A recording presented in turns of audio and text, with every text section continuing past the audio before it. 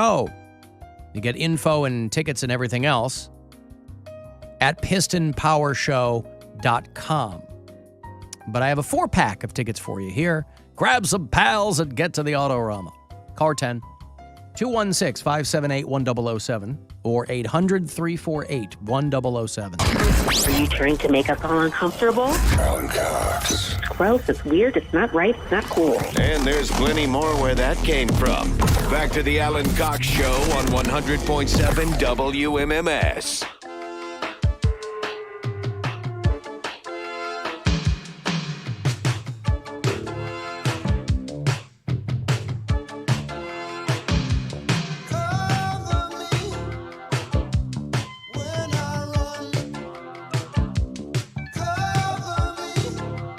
I saw Peter Gabriel is coming to Cleveland for people who are fans of his solo stuff. He hasn't toured in about 7 or 8 years.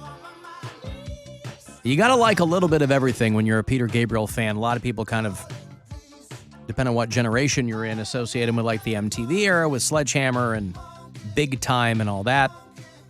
But obviously he was the original frontman for Genesis back in the kind of prog rock days. And he left to do his own thing.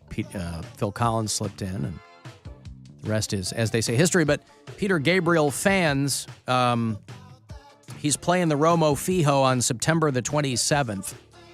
So those tickets are on sale Friday at 10 a.m. if you like Peter Gabriel.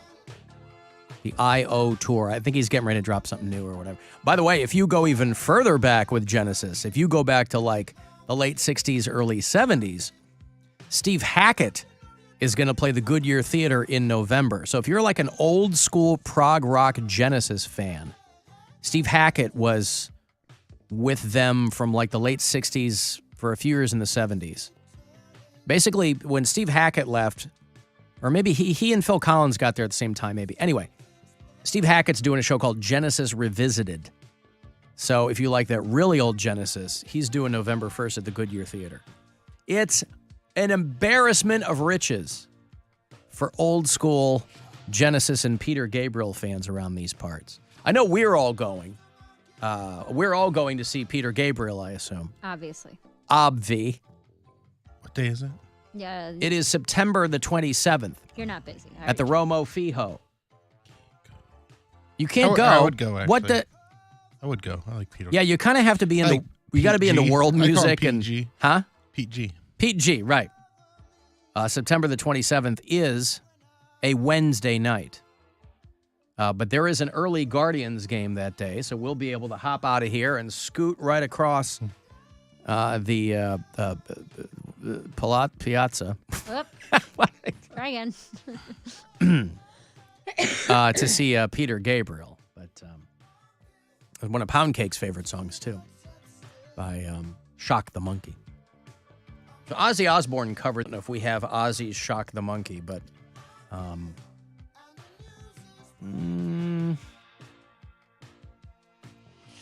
anybody care about Ozzy Osbourne's Shock the Monkey? No. No? I mean, now that I've mentioned it, I kind of want to hear it. Ozzy... Shock the Monkey. And I don't remember who he did it with or why he did it. Oh, he did it with Coal Chamber about 20 plus years ago. That's what it was. C-O-A-L, not C-O-L-E. No, Coal Chamber is the Country Music Awards Artist of the Year. He got caught throwing the N-word around, and then, of course, he was... Then his record sales went through the roof. Through the roof. Yep, he's been number one ever since. Morgan Wallen drops an N-bomb, and everybody's like, he's the best! He's been number one since that happened. Is it weird that I'm really attracted to him? I don't know why. Taste the hate. He's... Well, no, is that a look that you like? Not really. He's not a skeleton-faced white boy. Not really. I grew up, JVS has a lot of, like, country boys and stuff like that, so I can find attractive features in him, but, like, he doesn't have a body. He doesn't really have a very good face. He kind of, his hair... You like the scruff and the mullet. Kind of looks like, disheveled, but I'm like, I don't know. He got some swag about him. Like, he looked like he been with a black girl or two. Maybe that's why he felt comfortable saying that, but I don't know. I mean, I've been with a black girl or two, and I wouldn't feel comfortable saying that. I didn't say it was right. I'm just saying maybe that's why he felt that. He's like, man, I ain't racist. Like, I'm not racist. I've banged black girls. Trishelle? The greatest argument of all time. I know. Yeah. Yeah, Well, anyway, Morgan Wallen is, he's on top of the world, this guy. But whatever. You know what today is, by the way? Today is March the 21st. Bill Squire fans will recognize this as the second day of spring. See, first day of spring, his allergies just go haywire, if you'll pardon the pun. The second day of spring, everything is fine. It's all taken care of. No. The histamines have been knocked out, and it's all a ramp up. Like it's telling me that it's spring, but it's not quite spring yet. Are you sure it's not spring? Spring happens when all the pollen starts jumping up my nose. I heard spring has sprung. Am I ill-informed? Spring has sprung, Mary. Well, then what's Bill talking about? Huh? Then I'm talking what's about how Bill I measure spring. talking How about? he measures spring. No is one. when No. people start getting allergy attacks. You're not a seasonologist. Listen, Bill's alter Yeah, I am. ego. I got garlic salt. I got paprika. It's not enough. March 31st, April 1st at the Funny Stop in I Cuyahoga got Falls. Italian seasoning blend. He bought it from Mama Santa's. Probably some sort of oregano in there. I have a little dry bay leaves. Bill's alter ego, Vern L. Equinox, is beset on all sides by awful, awful allergies. No. March 21st, 2006, 17 years ago, on this day, a little thing called Twitter launched. Whoa! Of course, you'll recall they didn't spell it with the E at the beginning. It was Twitter. And it immediately went about improving the world as we know it. Nothing is better than Fast forward to today, and Twitter's great. 17 years ago, I don't think I got on it until maybe mid-09. I got on it a little bit before I came to Cleveland. But there were early adopters. There were people there, March 21st, 2006, who were on a brand new thing called Twitter. And boy, were they excited. Couldn't have had more fun on it. But ironically, today I was told is also Common Courtesy Day. So, You know what I found? Courtesies, not that common. Is that true? Not with the youths today. Oh, the youth. What is a ute? Youths. Come on. The youths. Yes. The youths of today aren't that. I would argue just the opposite. I think that there is there's a strain of common courtesy among our younger members of our society. Is there a strain of anti-intellectualism? Is there a cult of ignorance in this country that is celebrated? Of course. But that's always been there. But are the youths less courteous than they've ever been? I say nay. How many times have we walked down the street and you run into a youth who's TikToking himself, and he'll say, "Oh, I'm sorry. Oh, pardon me." And then they'll step to the side, and as you walk by, they'll put their leg out, and you'll trip. So often. And they'll laugh on their TikToking. This is a shared experience that you're describing. Yes. I think we can all identify with that. I didn't talk about the youths that broke into our building where I live. What did they steal? Carpet? Where you go to play with your toys? Your home? My home. They broke into your home? Not my home, but my Your building. building.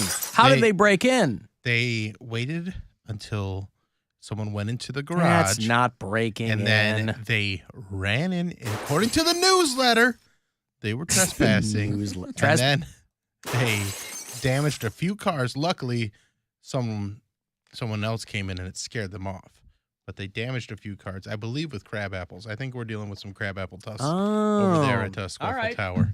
Are you sure it wasn't that kid from Avon that beat I up can't Rick be sure. Allen? I Oh, can't okay. be sure. Maybe he's Could on be. a region-wide crime spree, multi-state.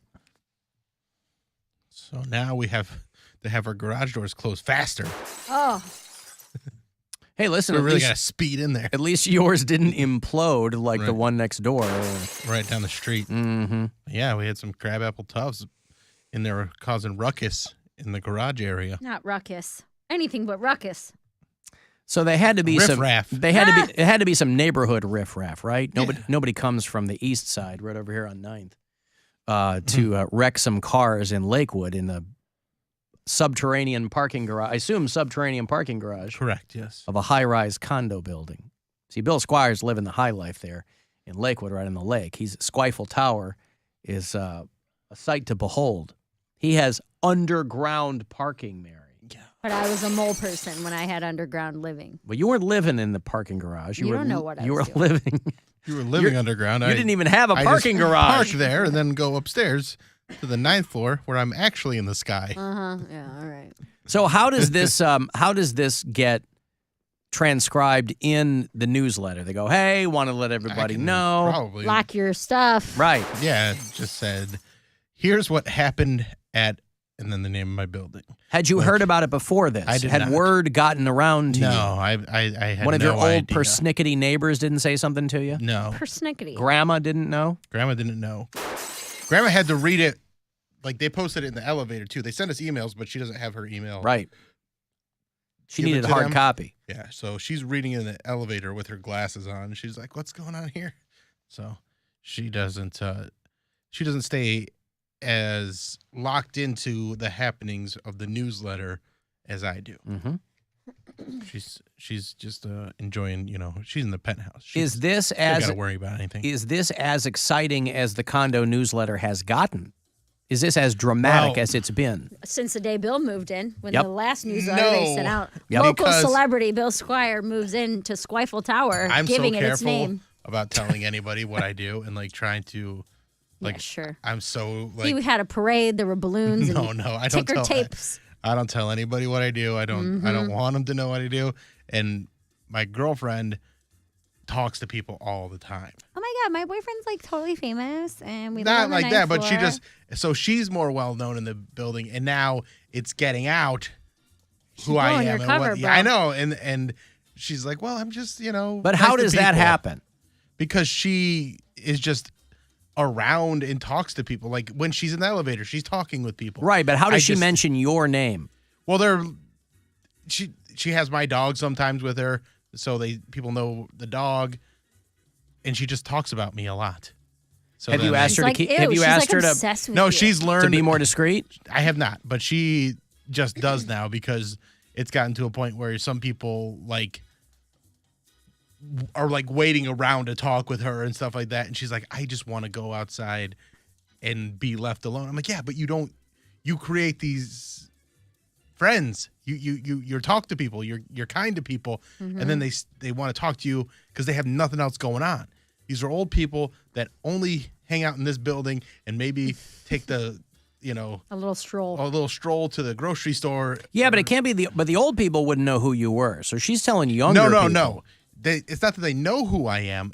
But when they find out what I do, then they see me and they go, "Oh, do you got any performances coming up? I've been needing to I come see. out and do these things, but I don't need them." How does she work my I don't. boyfriend as a stand-up comic into her elevator pitch?